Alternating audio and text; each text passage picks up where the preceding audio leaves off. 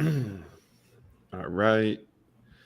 We are live. Let me go grab the link from YouTube. Videos. Here it is. Copy.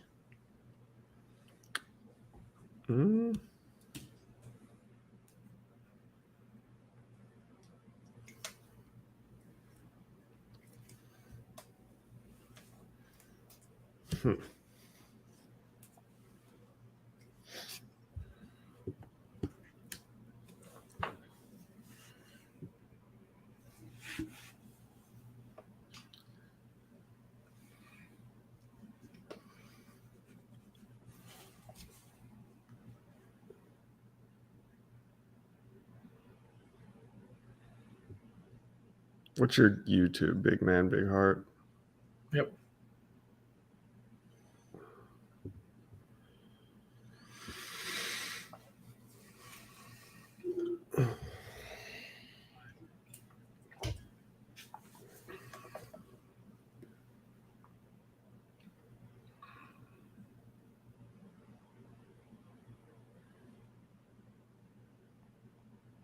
All right, let me grab this real quick since my phone's acting or my computer's acting up.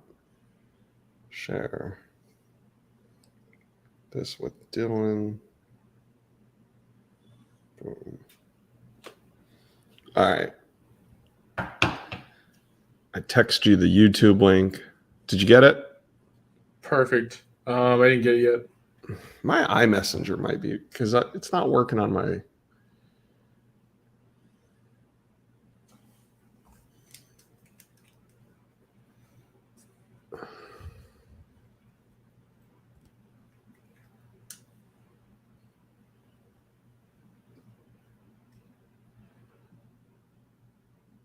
I try to send it as a text message. See if it went through. Yep, it came through. All right, cool. So you got it. All right, we'll get started here in a minute. Thanks for everybody bearing with us. We got a big show tonight. We're very excited. I just tweeted it. I'll get going here in a second.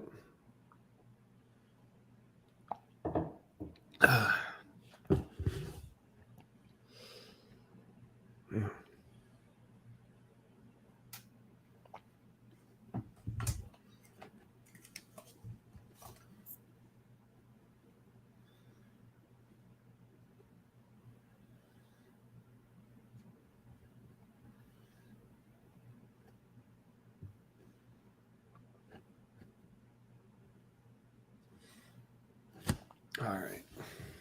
Got that lined up. Oh, Thursday night.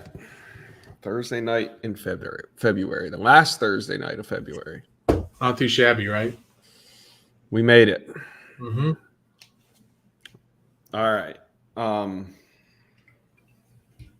We got all the tweets out. We're ready to rock and roll. Are you ready? Because I'm ready. Let's do it. All right. Here we go. 3, 2, 1. Welcome to Big Man, Big Heart with Dillan Gibbons. I am your host, Josh Newberg. This is episode 22. We are coming to you on a Thursday evening. We have a very special show.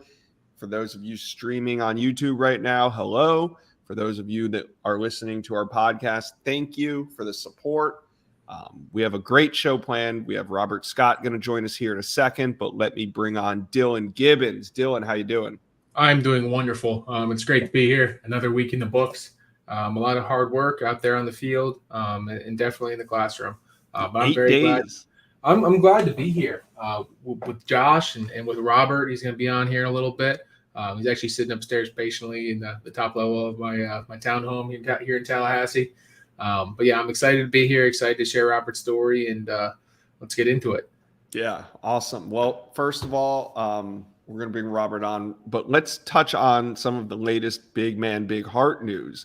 Today, Dylan, you made a big announcement. Yep. So actually, there are a few things going on, right? So let's start off with some really great news. So the Donovan family was able to acquire a new van for Timothy and his transport. So they're going to be riding in style in a brand new Chrysler van down to every single home game this year. So I'm excited about that, especially because that last little push that ESPN did right around the Rose Bowl. Absolutely crazy how much impact a little segment like that on TV can make for one family.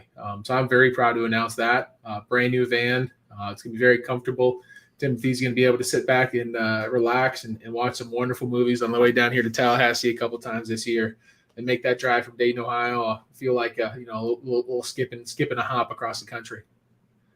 So the second part of the news, and again, this is really interesting, right?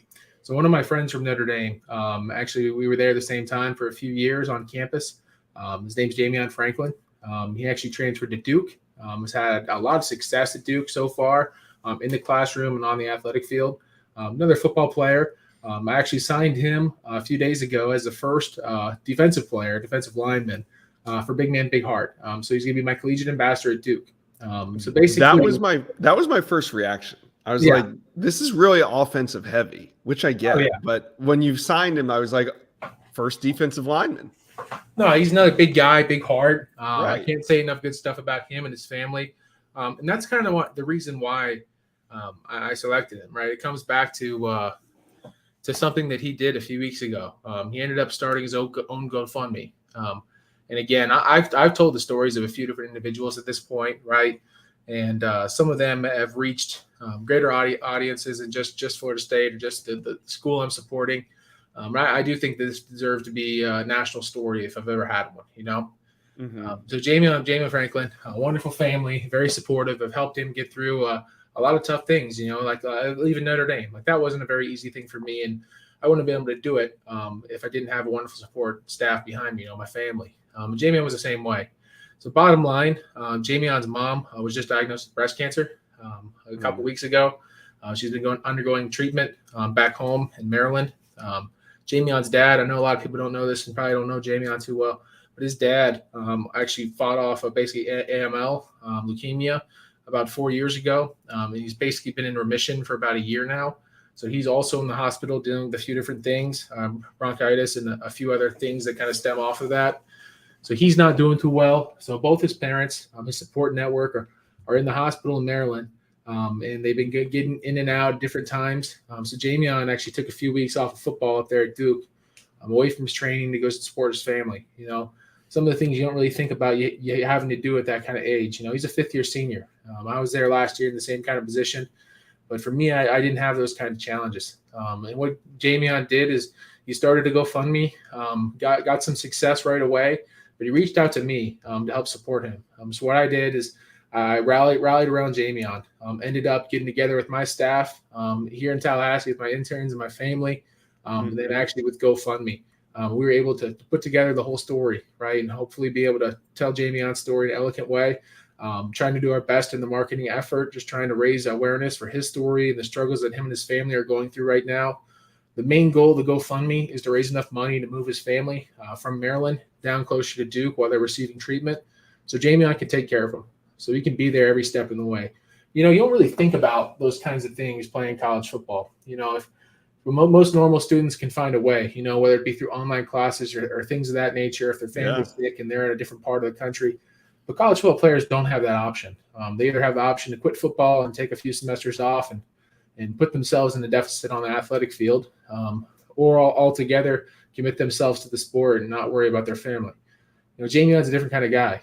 Right now, he's trying to do a balancing act that I don't believe he has to do by himself. And I think that if I do get the support from the Tallahassee community, people have helped me out before with these GoFundMes to buy into Jamion's story and help him raise this money. Again, they're not looking for every single dollar out there. They're just looking for enough money to move and the cost of moving and actually transferring them to different hospitals in the Raleigh-Duke area.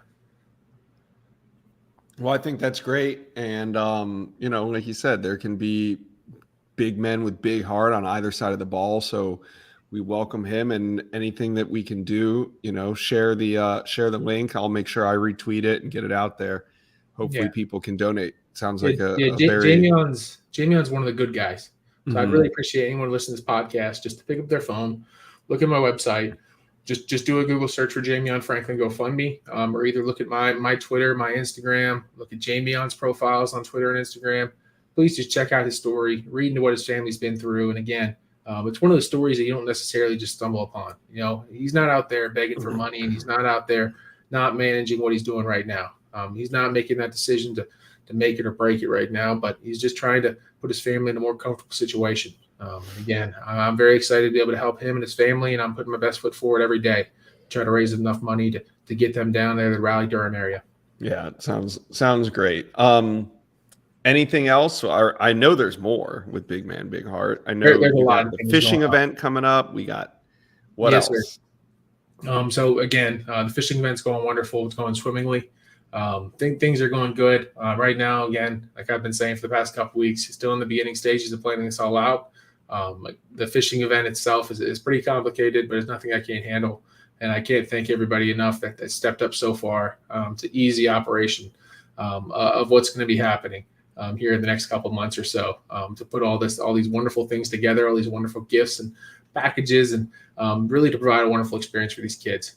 So I can't thank everybody enough, and I look forward to seeing the final product.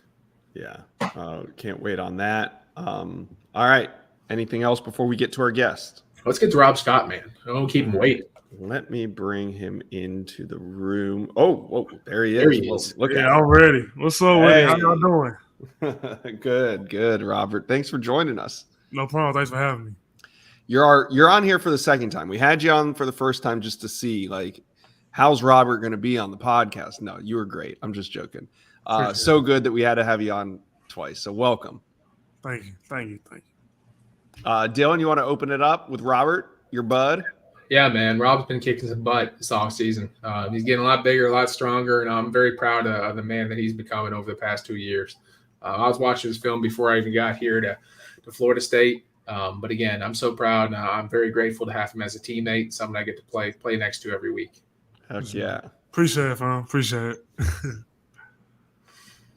Well, what do you want to ask him? You got him here. So, Robert, what would you like to share? Some fun facts about you, some of your hobbies, things of that nature that people wouldn't necessarily see from looking at big, tough offensive linemen they see on Fridays and Saturdays. Well, man, okay, let me see where I can start at. Okay, so, well, one, offensive lineman, we big, and people don't think that we have like other hobbies. That's for number one. The thing that I love to do is do art. Now, you'll look at me and you be like, how, like, ain't no way he do art. He just big. What, like, you don't think he got soft hands, stuff like that. He can't draw. But I love to just do art for my free time. Mm-hmm. If I'm not doing that, I love playing video games. Who don't like playing video games? I don't care what age you are. You're going to love to play video games. I got a funny story about video games, though. So before I got to college and we was getting a check, I was spending money to get on video games. So I probably get the photo. So you can buy money on the game, get fake money. Yep. So one Christmas, I think I was probably like 15 or something, and I told my mom, I told my mom, can I use my money and buy some stuff on the game? And she looked at me kind of crazy. She ain't trying to hear that. You using your real money for some fake money. So on the game, you can spend $20, and on the game you can get to probably like $1.5 million on the game. To me, as a young kid, you like, man, I'm doing good. I'm doing good with my money. I'm managing it good and everything. The problem was I spent like almost $100 of real money for fake money on the game. And when I tell you my mom got on to me, boy, I didn't get back on the game no more. I told myself, I said, I'm not gonna buy no more fake money until I get out on my own. Mm-hmm. But I'm telling you, it wasn't a good Christmas after that. I'm gonna just tell you that. Cancel Christmas. When I told her I got $8 million in the bank account, she gonna tell me, so where is it at? Where's all this money that you got? I was like, it's on the game. What is it? That's the problem. And so from that, I learned my lesson on not to just use your real money for some fake money. But now though, I'm not gonna lie. Like now though, sometimes some video games you have to grind and do the levels and stuff like that, or you could just pay money and just beat the stuff. That's what I just do now. I don't really want to do all the grinding. Was that GTA 5? Yeah, GTA 5. Okay, That's how yeah, old GTA 5 is. yeah. It came out in I think 2013. So You can't get that much for your money nowadays. you can't. Inflation, it even hits the game market. Inflation is real. No, Robert's a crypto millionaire now. Man, what? But yeah, that's you invest a little bit. Say again. You invest a little bit. I'm trying to do a little something. Still trying to learn and stuff like that because over the years I'm pretty good saving and stuff like that. But people always tell me, just because you got your money sitting, you can always invest into it, And I'm kind of learning. And Dillan, he a good example. He breaks stuff down for us, and that's one thing I appreciate Dillan for is because Dillan, he came in our room and he couldn't really he didn't have to help us. He could have just focused on himself and did what he get through the rest of his years here. But instead, he took time to help us out, and because he sees something else. That's how you know if somebody real or not, And remind you, he came from an amazing program, and he bringing some of their traditions to us, and I feel like it's helping us get better just with that, to be honest. So that's one thing why I appreciate Dillan because he take time out of his day just to help us get better. Man, you're making me cry, Robert. Let's get off the making Dillan cry comments. I got a funny story too. I was sitting in the hot tub. So Robert's another guy that takes care of his body, right? He's not necessarily hurt, but he's always getting ahead. And I always see him getting in there, getting treatment, getting prehab, getting rehab, before, after, and even during the football day, our football responsibilities. So I was in there one morning. I think it was probably on maybe Tuesday. It was probably I don't know, maybe 5 o'clock on the dot, maybe 4:45. I'm sitting in the hot tub in the training room, and in walks Robert Scott. We're just talking, chatting, and the subject of fish tanks gets brought up. I was always a big fish tank guy. Growing up, I always wanted one. My parents never let me have one. As soon as I got my feet on Notre Dame's campus, I bought myself a fish tank. I took care of that fish tank. I upgraded it. I ended up having about a 75-gallon fish tank in my room. A 75-gallon. I grew up with fish too because I played sports year round, so my parents never let us have a dog, but they would let us get a fish tank. And I remember, I think we had it was this big. That was 30 gallons. Yep. 30 gallons I got is a small story. $1 a gallon. $1 a gallon. And I didn't want to go, bigger than 75. I was just going to get 50, but I was more the merrier. Why not? It was kind of a pain changing that water. But at the end of the day, I ended up growing up some pretty nice fish. Yeah, I was going to say, what do you got swimming in there? Like manatees? No, I had some big koi. I had some big koi, and I won't admit to anything else. But okay. I had some fish from a place called Predatory Fins down in Miami. They run a YouTube channel. I had a gulper catfish. So people watching this today, they probably don't know what that is, but it was pretty cool. Bottom line, I had a wonderful fish tank.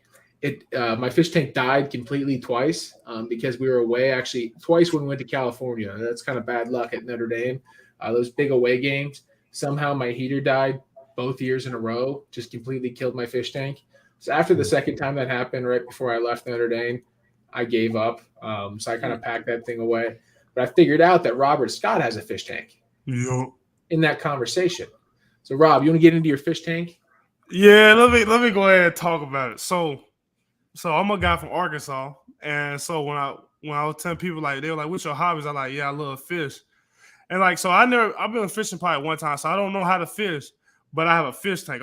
Over the years when I was young, I always watched fish in the fish tank. My people, they said when I was little, they just put me in front of the fish tank, and I'll just look at it all day. I wouldn't cry nothing. So I was always big on looking at fish, all types of fish. I love Oscar cichlids. They're probably one of my favorite fish because when you get them to a good size, you can feed them like live fish, all kind of little rodents, Mm-hmm.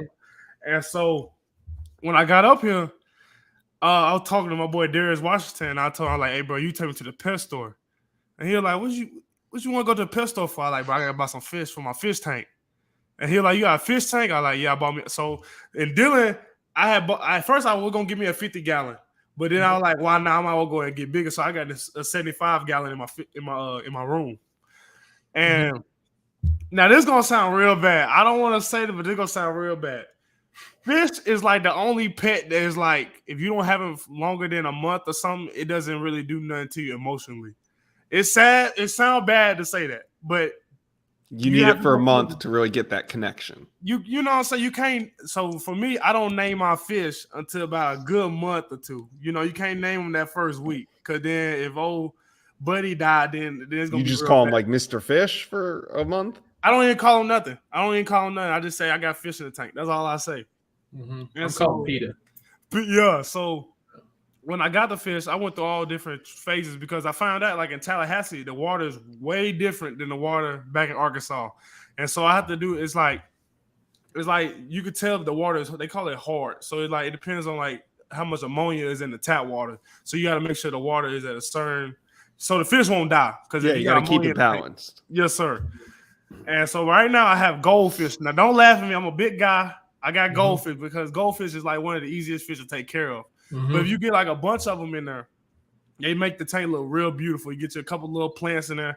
I don't do the live plants. My science skills ain't all the way up there. So I just give me the little fake plants. They don't know it's fake or real. I just got it in there, and I got a log and some rocks. But that's pretty funny. But I got a goldfish in there. It's probably like 6-7 inches long though. And one thing that people talk about, like goldfish, I spent so much money on goldfish. The goldfish I'm talking about right now, he costs like $50 for just one goldfish. So it's like if he died, that's gonna hurt me, because I spent $50 on him.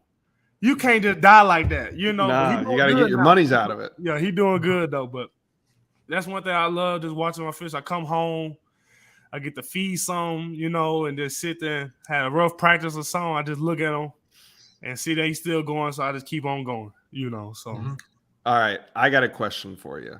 Yes, outside of Dillan Gibbons, who on the team would you want to do a podcast with? Like if you were doing a once a week podcast, who would it be with? And as a bonus, what would you talk about? It could be football, but you could also talk about whatever you want to talk about. Ooh, let me talk. And who would your co-host be on the team? That's a good question. You know what? I'll say my boy Steven Dix. Because Steven Dix, me and him, we came in the same class together. Yeah. And so, plus he's on the other side of the ball. So different perspective. Offense and defense is two different things by far. So if you can get they side of the story and then like my side of the story, it's gonna be two different stories. You see what I'm saying? So I feel like Steven, because me and Steven, we both came up like having to play early kind of deal, and then having to learn from the older guys kind of stuff. So he kind of understand me pretty well, And so I feel like it'll probably be my boy Steven Dix, because he got stories too that people don't know about, So no, I think it'd probably be Steven Dix. That'd be pretty funny. Yeah, it'd be like the yin and yang, or like the different sides of a coin podcast. Yes, sir. Yes, sir. For sure. Yes, sir. Does Steven Dix have any superpowers like you do? Is he an artist too? Man, I tell you this, that boy is strong. He does have some superpower. Let me tell you a funny story. So when I came in that summer, I'm getting ready to do my workout. He already in there doing his lift, but see, he was lifting with the older guys, and this is my first time cuss. I'm like, why you lifting right now? Your lift group ain't till later on. He talking about, let me get my extra in. Wow. And he over there pumping 90s and all that, and I'm like, boy, I'm nowhere near that right now. And so when I saw that, like, yeah, that boy right there different. That was so. It was crazy because I didn't know he was a freshman. I thought he was like someone that had been there already, because if you look at him, you just look at him like, yeah, he been doing this for a little minute. But in reality, he hasn't though. So, but he always been strong though. And he tell me stories about like how him and his dad is built strong, and he said a lot of it just genetics, to be honest. So I'd be like, boy, you blessed. I'm gonna tell you that. Well, I mean, look at you. You're no slouch. I'm gonna get back on that. So my mom is basically, she's like 6 foot. She's 5'11", but I just say she's 6 foot. And my dad, he was 6'5". But my dad, he played basketball mostly. He played football for a little bit. And now my dad, he wasn't like no lineman build. He was more like a receiver. He, because he was dunking. He was doing windmills and reverses and all that stuff. That was me. I do the little power dunk. I'm done. That's all me. And the only way for me to dunk, I got to stretch. You get to that point where before you do anything, you got to stretch. You're getting old. Man, like when I tell people all the time in high school, man, you could just wake up and go hoop outside. The good old days, Robert. I'm telling you, man. I tell people this all the time, boy. You won't know until when you play college football for like a year or two, and you feel like you could tell when people get off season in. Like you'll walk out there and you'll see some people, you be like, yeah, they done been in off season. But that's so my sister, she's like 6'4". Oh wow. And she's 7. She just turned 17, February 16th. Does she play hoops? Yes, sir. She hoop. She can beat you in 1-on-1. Don't lie. No, she cannot. Don't lie. I knew that's where it was going. I knew that's where it was going. But she's doing pretty good though. And so yeah, that's all right. More questions about your teammates. Who's the best cook on the team? Like whose house would you want to go to if you were hungry and they were cooking dinner? Whose house would you want to roll up to? Well, that's a good question. Hold on, let me think. Hold on, give me 1 second. Let me think. Hold on. There's no really cook. I imagine you're in a good position group. Like I got to imagine that at least somebody in your position group can cook. Oh yeah, I'm going through O-line. I ain't looking at nobody else. Right, you're not going to the wide receiver room. We're not doing none of that. Those guys are eating salads and stuff. You know what's crazy? I would say Lloyd probably could cook because the other day for Valentine's Day he cooked for his girl and he said he threw down on some what was it? Chicken Alfredo. Oh, I knew it. He said he loved the chicken Alfredo. What? He said he put his soul in that one. So when I heard that, I like, okay, I gotta at least go see what he talking about. Cause when I saw him, he was smiling big. You could tell that he was doing his thing. So I'm gonna go check that out. The other person I'll probably say will be who is the other I bet Robert Cooper cooks something good. I know he cooked. He got to. I know he go to Sam's Club, get all the big packages, and go and do his thing. I know he can cook. Gotta be. Don't let Dillan fool you. Dylan cook. I know Dylan cooks. Oh, I know Dylan cooks. I know he be on the grill. I know he be on the grill. Something like that. Yeah. Something like that. He puts some fire to the meat and sears it up. I'm sure Dylan puts a good sear on a steak or something, you know? He's really focusing on the meat, Josh. Too much. He said too much. Oh man. So all right, Robert. What about this? This is the off season, and we've been talking about that, the tour of duty. Only 8 more days, I think, until you guys get to hit somebody. So what would you say, your gains have been this off season? Really, I've been really I feel like I'm understanding the playbook a lot better. The most thing I'm really focused on is technique and like how to get to certain landmarks and stuff like that, and working on just not wasting a lot of wasted movement or wasted motion and stuff like that when having to pull or we run outside zone and stuff like that. And I feel like that's where I really focus on this week on that, because we've been like certain plays that we've been running this week is really a big deal for the tackles, backside and front side, because if we give up too much penetration, the play dead, and then backside, if we get beat, the play dead. So I feel like that's really what I've been working on, just trying to have too much wasted movement and just trying to get there as quick as possible. Awesome, man. Dylan, you got anything else for Robert? No, I think Robert's done a really good job, at least approaching day after day with a fresh mindset. Just doing his best again, like he said, he's focused on a few little things to correct in his daily habits. Out there on the football field doing drills we've done thousands and thousands of times. But if you can make small micro adjustments and little corrections each day, you're going to become a lot better football player. So I can't thank you enough for coming on the podcast tonight, Rob. We're going to wrap it up here pretty soon.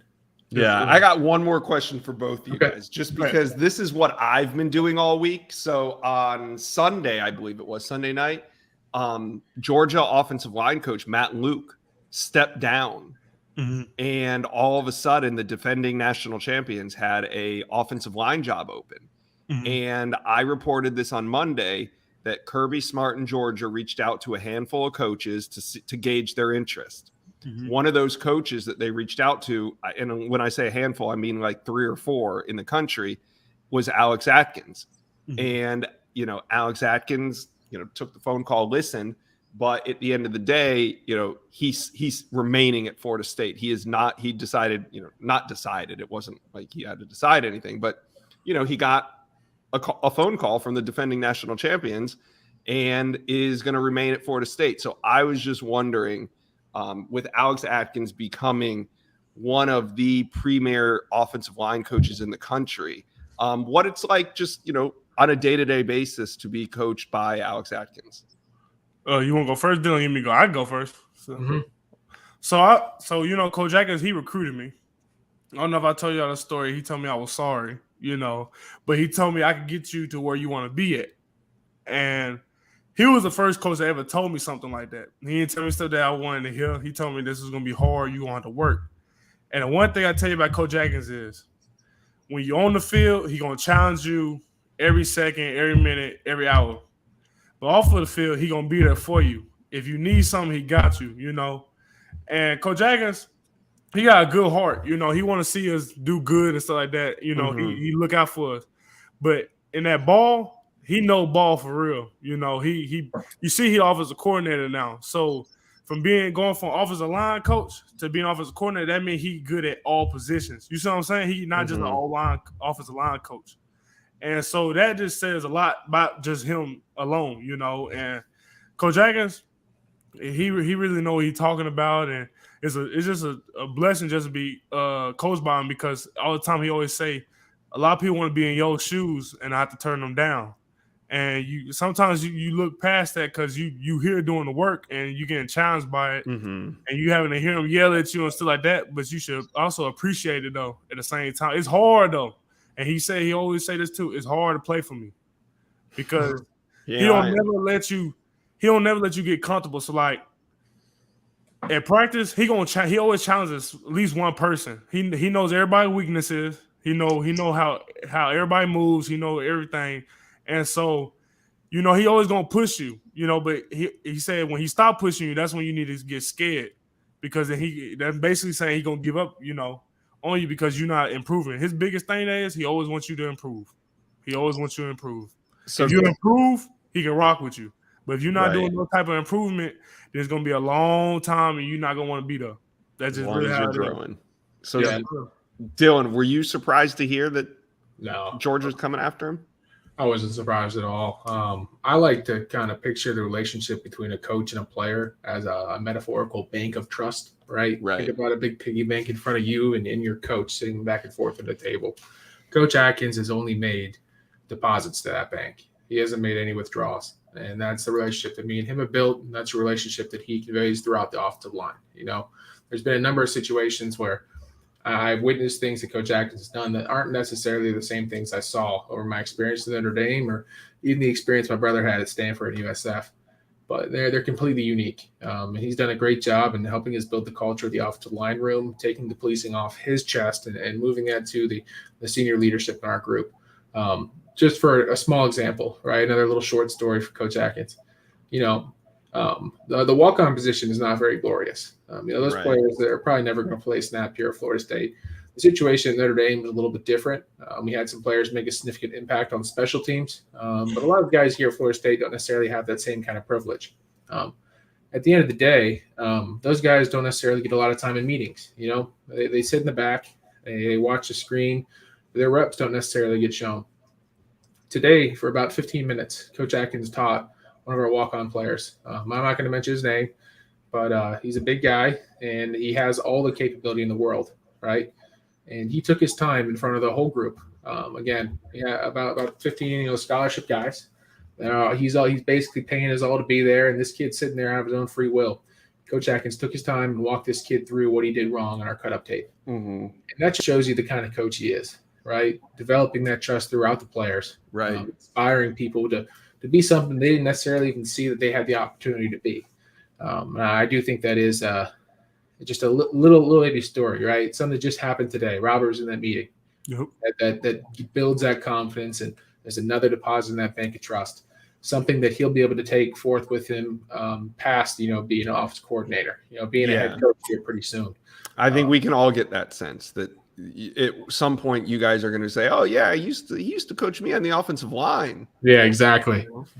But yeah, it is an honor being coached by a coach like that and someone that cares about people so much, and really creates a change in people's lives. I've seen it now in the recruiting cycle, right? Bringing a bunch of new kids and having an eye for kids that actually want to get involved and want to take the next step. Some of our freshmen, I'm not going to pick out names again because I'm not really allowed to. But I've had guys come up to me. I've met with 3 or 4 guys, an offensive line group, and even a couple of the freshmen, each night this week watching film. And every Tuesday and Thursday, we watch an hour of film as a group, right? When we get up there, and Robert helps everybody out, and we teach each other through that tape, and then we go into our O-line meeting, and then we go into our walkthrough. Just little things like that have been established here at Florida State that are really going to separate us from any other offensive line unit in the country. Well, that's really cool. Like we said, Alex Atkins has bigger plans in the long run, and I think it's cool for you guys to watch. One of the things I think that Alex Atkins does a good job of is being patient, and like with a Georgia calling, Alex is going to stick to the plan, and his plan was to come to Florida State to eventually become the OC, which he waited patiently as Kenny was here for a while. Alex gets promoted to OC. His plan was he wanted to learn from Mike Norvell and develop his offensive skill under Mike Norvell. So he's going to take that time, and he's going to remember why he came to Florida State 3 years ago. And that was to become the OC, and that was to learn under Mike Norvell. And then when he's ready and it's time to take the next step, and it's kind of like what you guys have to deal with. Robert is being a redshirt sophomore. He's had to be patient. He's had to wait his time. And once it was his time, he stepped up, and now he's going to do his time at Florida State and hopefully make it on to the NFL. And I just think Alex does a good job of showing how to be patient and trust the process. Yeah, you got to trust the process, but he definitely has all the tools necessary. But I know that he's going to go a lot further than Florida State. We should all feel blessed to have him here while we do. Yeah. Well, I feel blessed to be on the podcast with you guys. Dillan, before we get out of here, do you have any shout outs? Anybody you want to recognize? Again, I got to give a big shout out to Jamion. One thing, I'll give you guys a small call to action this week. I don't know many people from the Raleigh-Durham area. Of course, I visited Duke along the recruiting process. But if you know anybody that's a Duke fan, alumni, or even somebody that's just a supporter of the university, it could be basketball or any other sports there, please help me share Jamion's story with them. Again, he hasn't gotten a lot of traction from the Duke community yet. But that's something I'd really like to step up. So if there's reporters, people in your industry, Josh, or people in any industry, right, that are even associated or have a friend, a colleague, a family member, anybody, please help me share Jamion's story, the struggles that he's gone through over the past couple of months, his mom and dad both being in the hospital. I'm just trying to raise enough funds to be able to transport his family down to the Raleigh-Durham area and put them in a hospital and give them some housing. So please just help us with that transfer and help us elevate their quality of life and let Jamion focus on the things that are important: his family, his football, and his academics. All right. Well, we'll share that. Robert, thank you for joining us, man. You were a lot of fun, and we learned a lot about you. Appreciate it. Thanks for having me. All right, guys. Go Noles. Go Noles.